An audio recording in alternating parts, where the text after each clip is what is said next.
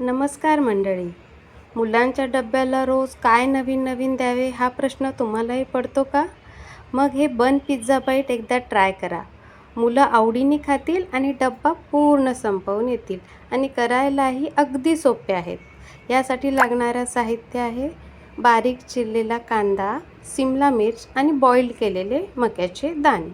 यात तुम्ही तुमच्या आवडीनुसार पनीर पण ॲड करू शकता. हे सगळे जिन्नस मी एकत्र घेतलेले आहेत आणि त्यामध्ये आवडीनुसार पिझ्झा सिझलिंग घाला. मी अर्धा चमचा पिझ्झा सिझलिंग इथे वापरलेला आहे. मुलांना कसं आवडतं त्यानुसार तुम्ही ह्या गोष्टी ॲडजस्ट करू शकता.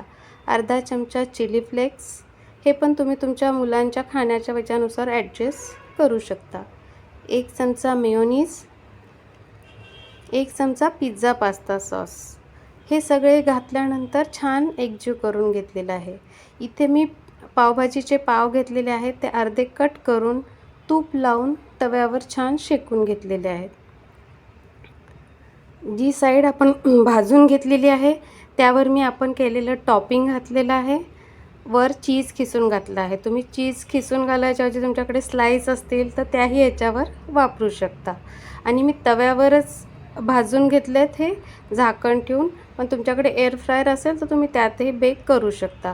पाव कडक होऊ नये म्हणून मी साईडला वाटीत थोडंसं पाणी ठेवलं आहे. पाण्याच्या वाफेमुळे पाव सॉफ्ट होतात आणि चीज मेल्ट व्हायलाही मदत होते.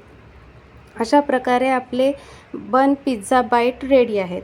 मुलांना आवडणार याची मी नक्की खात्री देते. आणि ही रेसिपी आवडली असल्यास चॅनलला सबस्क्राईब करा. धन्यवाद.